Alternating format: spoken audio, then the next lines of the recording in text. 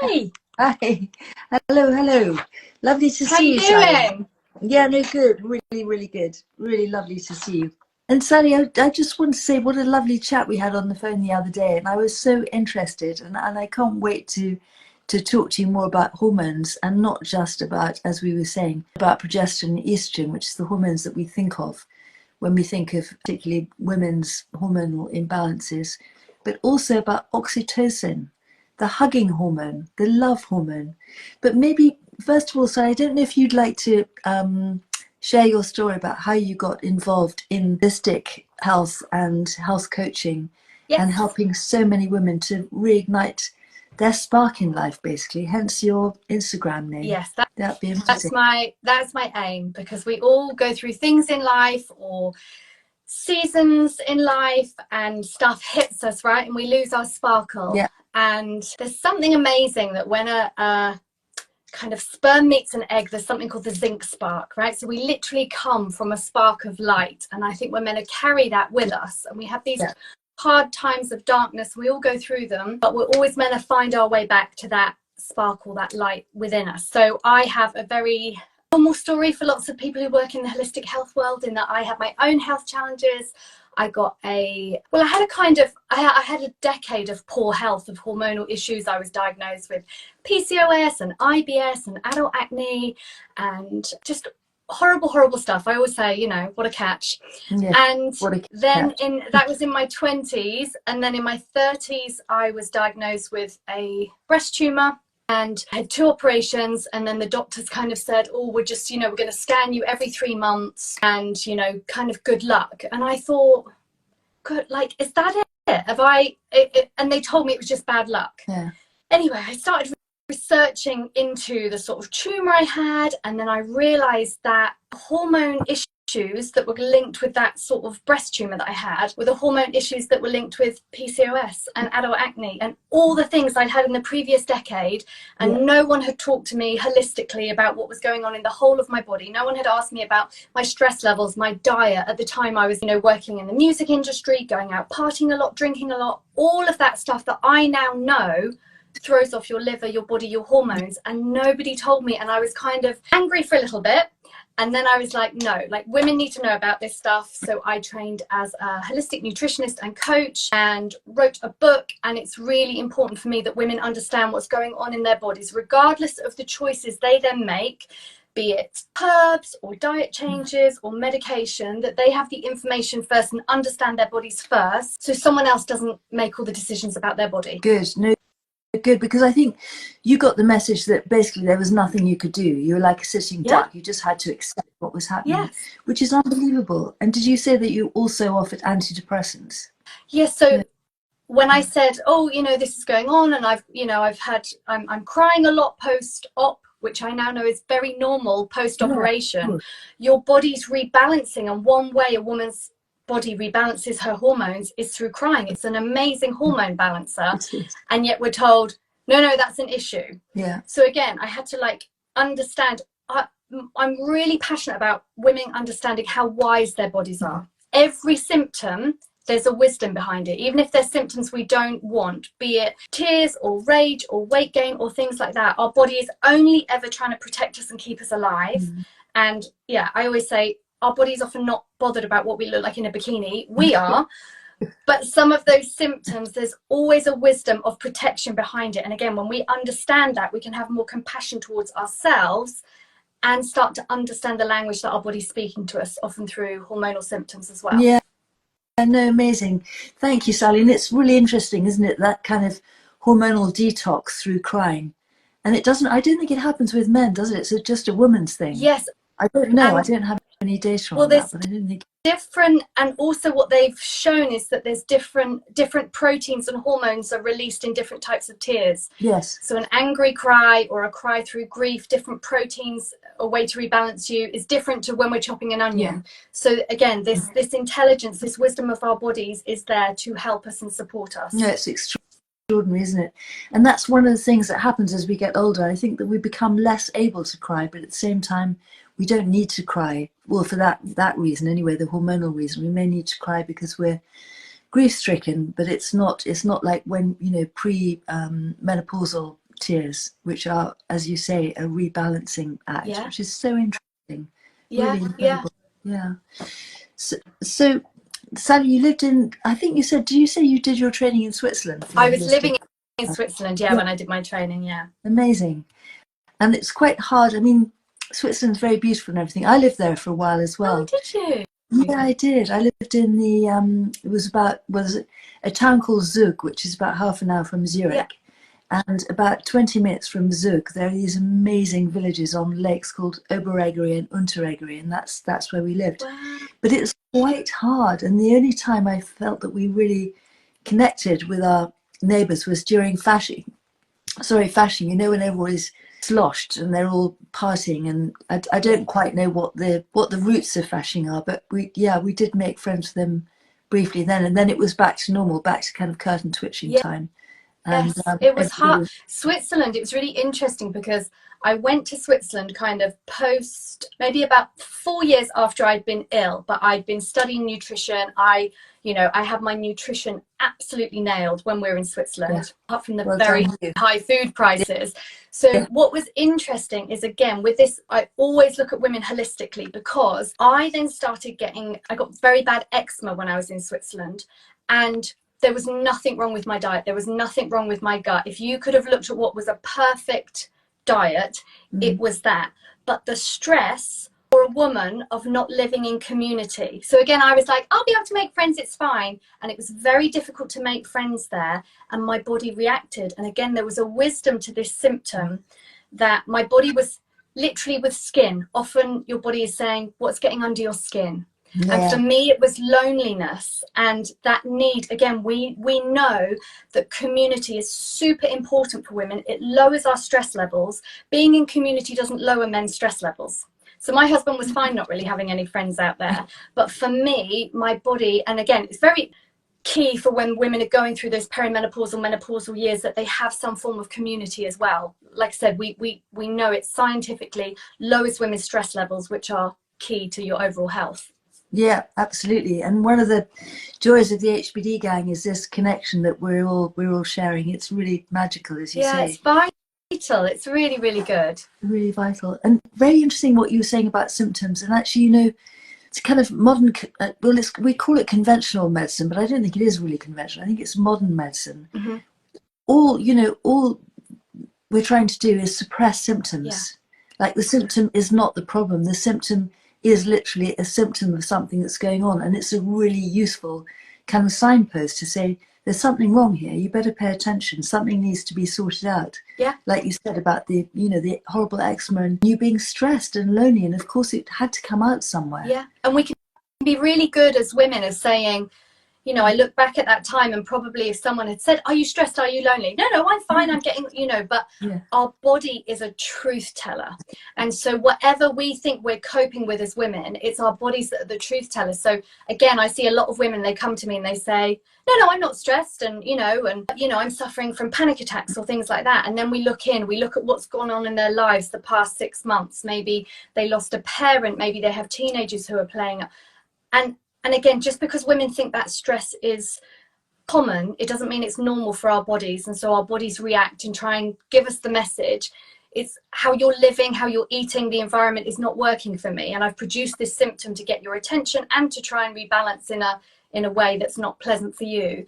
But yeah, this, like I said, I'm such a fan of women's bodies, and I think they get such a bad press in media, in doctor surgeries, in health circles, of saying, oh, we're these, kind of the sex with the kind of crazy hormones and things like that. And it's not. There is such wisdom to our hormones, our health, our symptoms. It's so unfair, isn't it? But as you said, a symptom has to be unpleasant in order to make us take notice of it. If it was just very slight, niggling thing, we probably wouldn't even notice.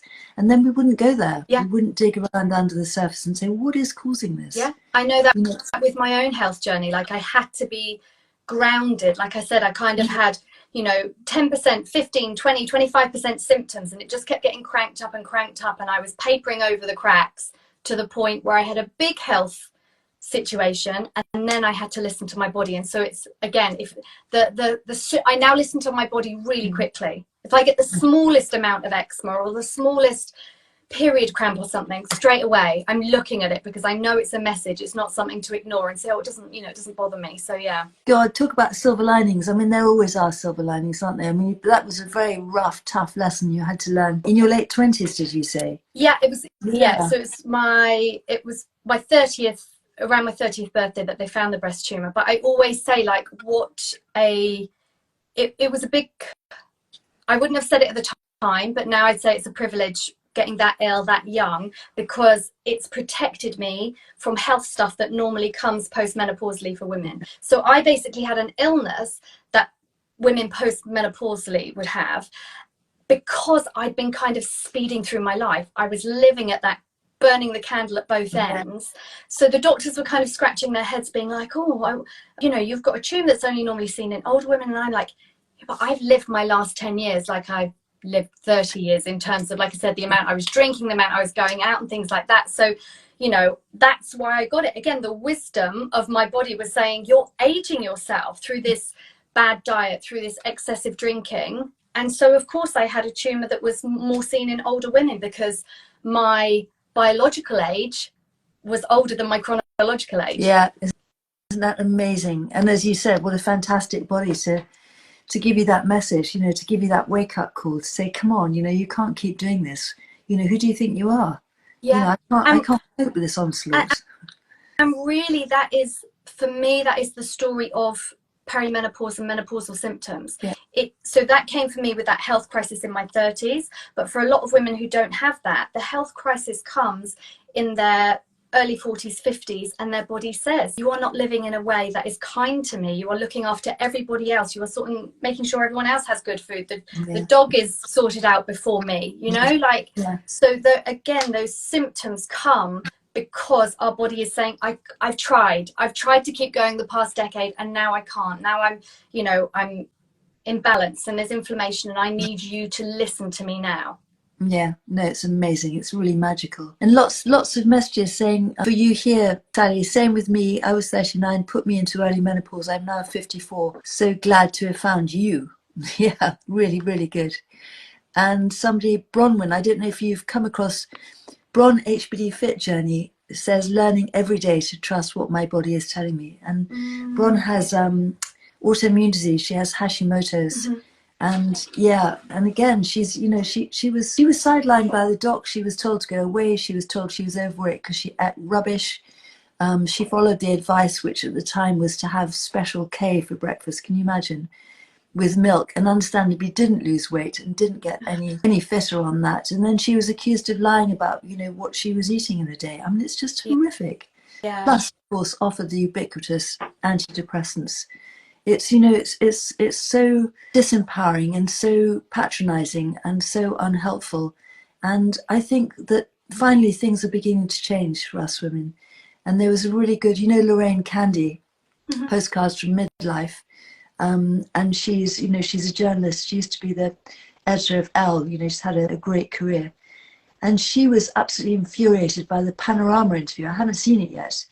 And they were dissing that amazing doctor, Dr. Louise Newsom. And Lorraine got on her back legs, and she thought, no, I'm not going to let people just attack this woman. She is fulfilling a need, you know, that women aren't getting the advice and the support they need from their GPs. They are brushed off, they are sidelined. And so I haven't been able to see the Panorama interview, but I have read her incredible article for the Independent newspaper. Yeah, so yeah, I watched that Panorama, and then it's actually pinned to my Instagram page. I did an Insta live about the Panorama, because I actually said we're having the wrong conversation. Yeah. We're talking about the granular, we're talking about the medication, whereas we need to go back to what most women are struggling with, that they're being told is the disease of menopause, which is not a disease. And most women are struggling with chronic stress. Yeah. And I always say, if you Google symptoms of chronic stress, whatever that symptom is you have, the panic attack, the heart palpitations, the restless legs, the not being able to sleep, the putting on weight, and you Google chronic stress with that, they always come up. Yeah. We're treating women for a disease, which we need to first be looking at their chronic stress levels, because again, it's the age where most women, they call it the sandwich generation, have got children or teenagers, and they've got aging parents, and they've got a career, and it's like, it's too much, and we have to address that, rather than just saying, how can we patch women up with medication? Women can have any medication they want, but we do a disservice, and it's very dangerous if we say, oh, it's just because you haven't got enough of this hormone or enough of this medication, because that ongoing stress causing the chronic inflammation then sets you up for diseases that you really do not want. Absolutely, well said, Sally. Really well said. Because I think that you told me when we talked the other day that there are 3 main areas. So it's stress, getting stress and cortisol levels back under control. Yes. And then blood sugar, yes. which of course is absolutely intimately related to stress, and you know what we eat, and not having those blood sugar highs and lows, you know, sort of you know, crashes. And then the third one was the oxytocin hormone. Yes. So I always say we kind of start too far downstream for women. So when women are having hormonal issues, whether they've got a regular menstrual cycle or whether in the kind of perimenopausal, menopausal years, we're starting, I always say it's like as if a bath is overflowing and everyone's arguing about which mop to use. And I'm like, let's look at the taps. Let's sort the taps out first before we start arguing about which mop to use to mop up the water. So the downstream, the mops are the progesterone, estrogen, testosterone. The taps with things are, we always want to look at oxytocin, cortisol, and insulin. So like you said, so the first one, because these are our master regulators of the other hormones. And so we actually have our own. Now, I'm making a huge generalization here. I know there's women who've had surgical menopause and things like that, and so it's not the same. But for the majority of women, we have our own inbuilt hormone replacement, which is our adrenal glands, which can produce enough sex hormones that we need postmenopausally. However, our adrenals will always prioritize stress hormones. So when we are firing off, you know, even the pinging of our phone is stressful to our body. So women are saying, oh, I don't think I'm that stressed, but they've got, you know, stress from the news, stress because their kid's school is sending 27 emails about all the different things their kid needs to dress up with, work, friends, all. Modern life is hugely stressful for women. And then you add in the environmental stresses of toxin-filled cosmetics and processed food and all of this, and it's too much for your body. So then your body can't make the sex hormones that you need. So we want to reduce those stress levels through managing our cortisol. And a beautiful, beautiful way we do that is through increasing your oxytocin. Now, if you know oxytocin, women know it as kind of like the breastfeeding hormone, the love hormone, the cuddle hormone. It's released when you have sex, when you breastfeed, things like that. If we can increase those oxytocin levels, your cortisol naturally goes down. So it's an absolutely beautiful way to balance your hormones naturally and also nourish you emotionally and spiritually, because again, the things that produce oxytocin, being hugged for at least 7 seconds, not just a quick side hug as whoever leaves for work, being hugged, having time with a pet, having sex, being in beautiful surroundings, eating dark chocolate, avocados, berries, nuts, all these things, all these increase your oxytocin, which then bring down the cortisol, which then help regulate the hormones that everyone's focusing on, saying, you know, you need more of, less of, whatever.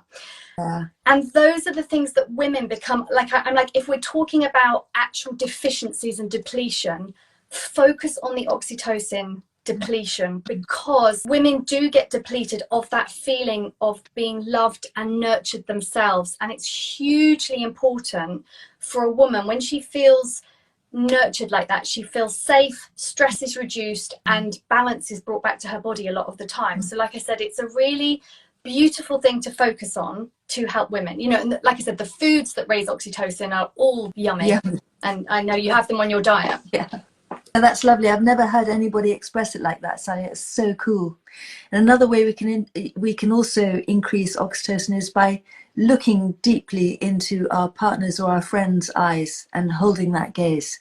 That's quite magical. And as you said, you know, we might have teenage children and think, well, I'll give them a hugging, but they tend to be reluctant huggers. And that's where a dog or a cat comes into its Oh, That's why, again, like when lots of women kind of midlife will buy a dog and you see that bond of them, and again it's like they know they're getting that love that they're being missed. The other thing is you can also hug yourself. I mean, you might look a bit silly. The tree huggers from the 70s were way ahead, because again, hugging a tree also helps it. So, you know, if you don't mind looking a bit silly in public, go hug a tree. But you can hug yourself if you are feeling imbalanced and dysregulated. You can literally take a moment and your body registers that of you hugging yourself. It's just, we're so clever that, like I said, we have our own within our bodies. We've normally got the pharmacy that we need, we just don't get taught it. That is amazing. Thank you, Sally. No, really amazing. And it was also interesting. I just wanted to pick up what you said about the, you know, the adrenals being able to produce the hormones that we need when we're no longer producing them, say, in the ovaries, but always prioritizing stress, because our body and everything in it is really only interested in keeping us alive. Anything else is an optional extra.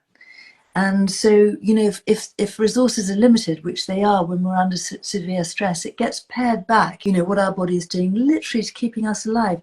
Never mind growing our hair or making our nails strong or any of those things. Or even digesting anything properly. Yeah. No, it's staying alive. Yeah, so, and that's, again, women get told with those symptoms.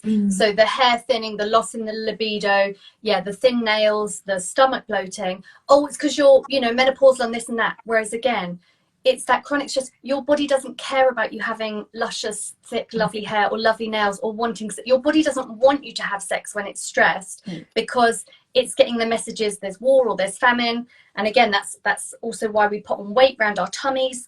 Our body gets that message.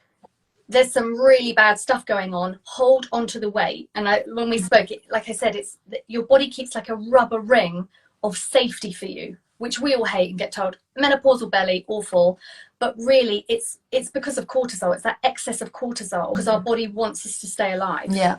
And like you said, our body is not concerned about what we look like on the beach. It's just concerned with... Unfortunately, it would be lovely if it wasn't. Wouldn't that be amazing? We'd be so lucky. Yeah, no, really, really lucky. Tell us more about the cortisol rubber ring. I like that. Well, obviously I don't like it, but you know, it's interesting phenomenon. Again, because your body it has these ancient systems in it there to keep you alive, there to keep you alive through periods of famine. And so a brilliant way is fat storage. Fat is safety to your body. So when we have these increasing stress levels, normally around midlife, like I said, there's always increase in stuff going on with children, with parents, with illnesses, with world events. And our body says, oh my goodness, there is a lot going on here. It's not safe to release this weight. Like I said, we talk a lot about losing weight. I like to talk about releasing weight, because part of that is the psychology of your body understanding it's safe enough for you to release that weight. So there's obviously the physical part of it with balancing the blood sugar and the foods you eat, but there's the psychological part of saying, what is a stressor? What is telling my body it's unsafe? And that could be, like I said, scrolling on your phone at 11 o'clock at night when your body wants to have a lovely kind of your cortisol coming down and things like that. If we have this bright light in front of our eyes at 11 o'clock at night, our body says, oh my goodness, wait a minute, something's going on. I've got midday sun in my eyes. I'm now reading about another war or another tragedy. And it takes that message, things aren't safe, hold on to the fat. And like I said, so that menopausal, perimenopausal belly that women say, I'm like, it's a rubber ring. It's your safety rubber ring of fat. You must prioritize, as well as the diet and things like that. You must prioritize bringing back a feeling of safety to your life that you probably don't even realize those habits have created a way that your body feels unsafe. The jumping to every message, the over committing yourself to events in the week or in the winter when you just need to be resting a bit more and things like that. Yeah, no, really, really beautifully put. And again, coming back to survival, you know, to keep that rubber ring of belly fat, to, you know, because what were the dangers that, you know, that killed us in our not so distant past? You know, there were hunger and thirst and wounds and, you know, microbes. And hunger and thirst, and particularly, we're not hydrated. We also put on weight, you know, because it's a danger signal. We put on weight because our metabolic rate drops. again, to keep us alive, because the body's thinking, well, the body's not thinking, obviously, but, thinking, well, how long is this going to go on? This situation of being dehydrated, this is life-threatening. So Yeah. it all comes back to that survival. Yeah, and I always say, like, I think for me, the pandemic and perimenopause went hand in hand with a huge increase in women being diagnosed as having perimenopausal symptoms. Yes. Was at the pandemic. And I know, had I have gone to the doctors during that time, I would have been diagnosed with the perimenopause, because I started to see my stomach weight increasing. Yeah. I started to have some night sweats. I started to have some heart palpitations. And so everyone was saying perimenopause, perimenopause, perimenopause.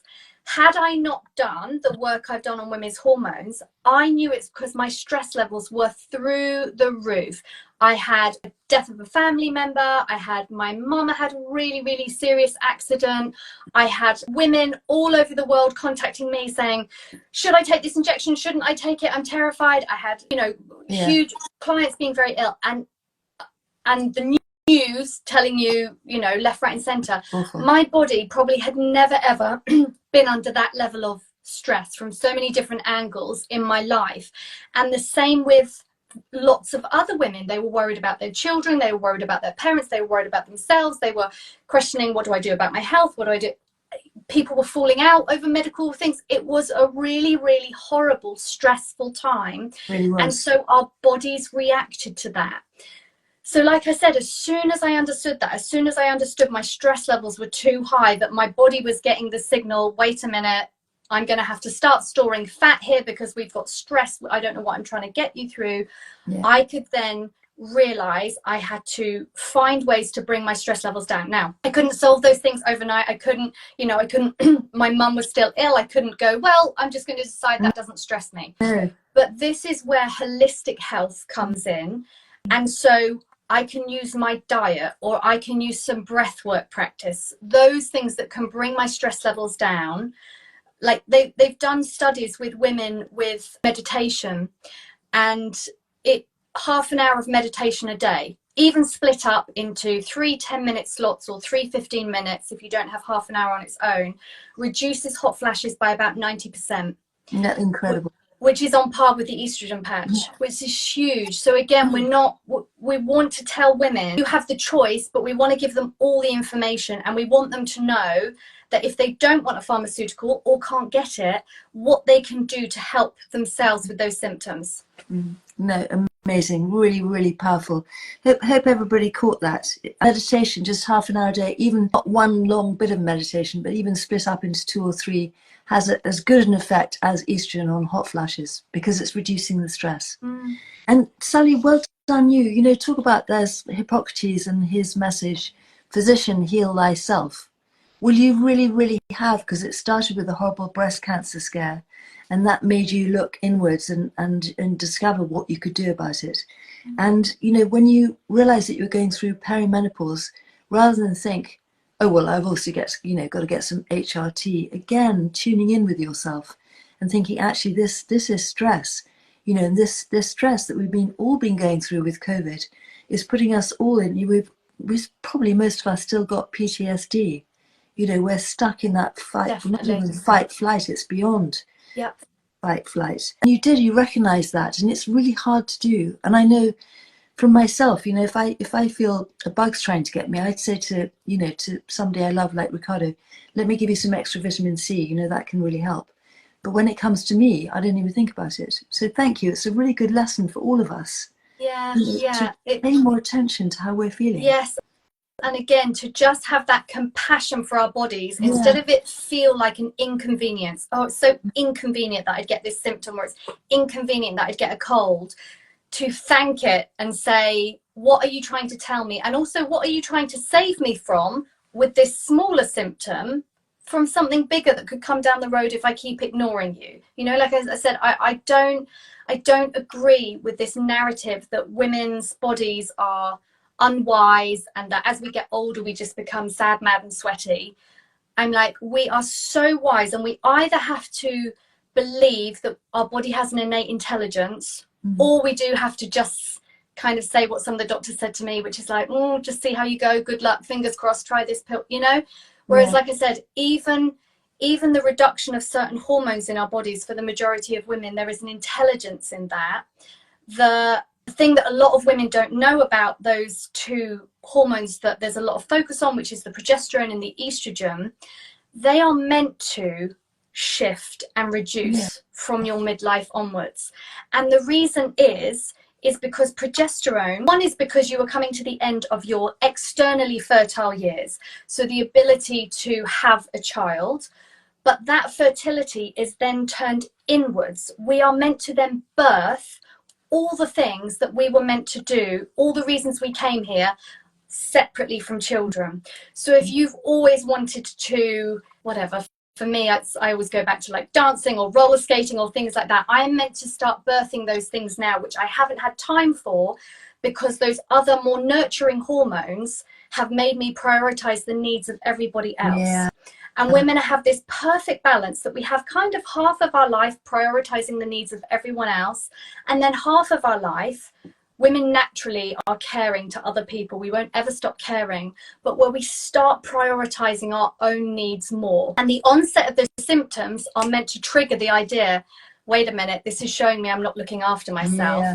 And then the health, the feeling better, the not having the symptoms is meant to be the first step of that midlife journey. And then it's the question of like, what do you want to birth in this world? Like, what have you come here for? Is it setting up your own health center? Is it becoming an artist? Is it getting a promotion at your job? What is wanted for you? Because you've spent enough time looking after the needs of everyone else and birthing either children or businesses. Now it's time to birth your creative passions, your true authentic self. Love that, Sally. That's so valuable. And hence, all the cultures apart from ours, I think, talk about the wisdom of the grandmothers. Yeah. And how much they can teach us, because they're not plagued by that constant roller coaster, of monthly hormone fluctuations. Yeah.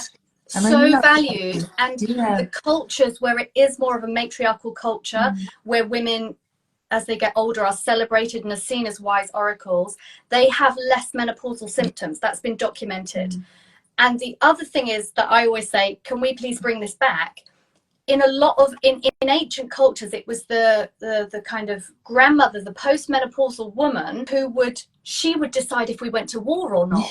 And I was like, can you imagine how much fewer wars there'd be if we brought back that it's the women who have that wisdom, the brain chemistry shifts, so we have a greater intuition, and those were the women who were making these big global decisions. Unbelievable. That's incredible. That's so exciting. Have you got any particular books you'd recommend, Sally, for people who want to kind of delve more into the wisdom and the hormones, and anything else really, anything that you're reading now that you particularly recommend? So Wild Power is a really, really good one. It's by the women who run Red School. Their names are, I wouldn't even want to try to pronounce them. I think they're Swedish or something, but Wild Power is a brilliant one. Second Spring, which is also what the perimenopause and menopause is called in Japan, because it's not seen as a death like here, it's seen as the second spring of your life. That's by Kate Codrington. That's a good one.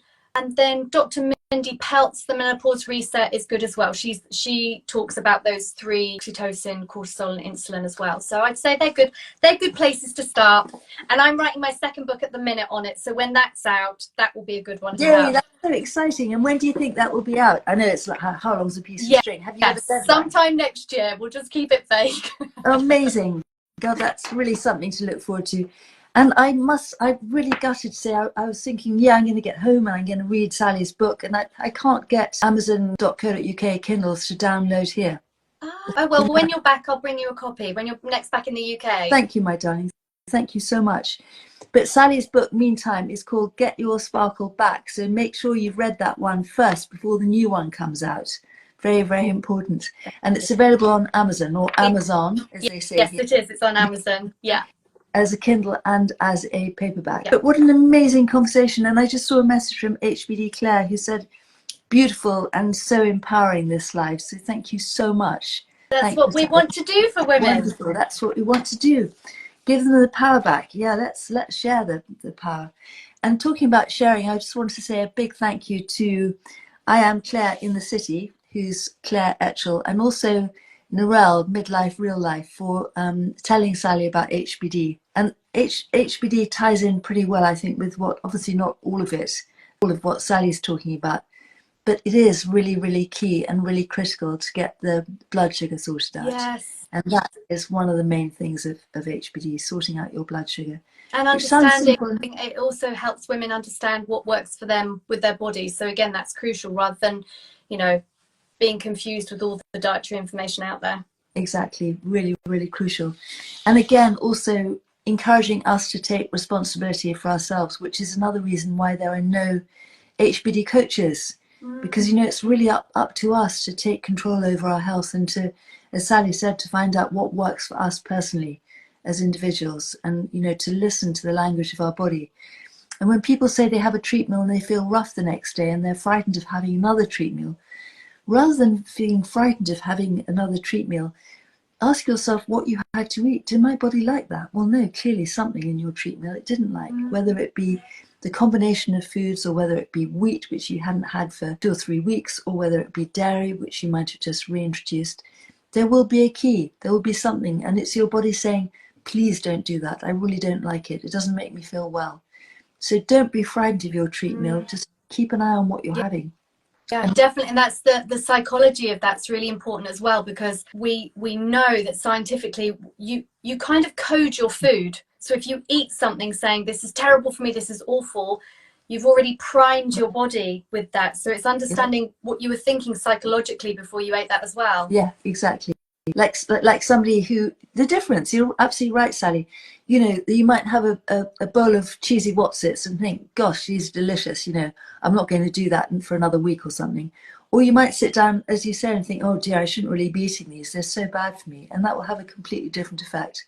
Yes. I always say to women, don't ever, if you're gonna eat the chocolate or the treat meal or things like that, tell your body this is filled with pleasure. Yeah. Because that then releases nitric oxide, which reduces inflammation that could be in those foods that are more treat wise. Yeah. What you don't want to do is eat those foods, feel stressed and guilty, then you've got 2 sets of inflammation. I'm like, no, eat it, enjoy it, tell your body it's wonderful. Thank you so much, Sally. You are so wise and so wonderful. And so, yeah, no, you've got lovely atmosphere about you, but more than that, you know, you've been there, and, you know, your body's given you the lessons, and now you're absolutely in tune and not content with only making yourself better, spreading the love. So thank you so much. Thank you so much. Thanks for having me today. Thank you for all your lovely ladies for tuning in and listening. It's been fabulous. Yeah, we probably could talk for hours, but, you know, people have to get to bed over here. It's been such a pleasure, Sally. Thank you so much, and can't wait for the new book. Well, can't wait to read the original one first too. Lovely. Yeah. Have a lovely day, Petronella. Thanks for having me on. You too. Mwah. Thank you. Bye. Thanks. Bye, Sally. Bye. Bye.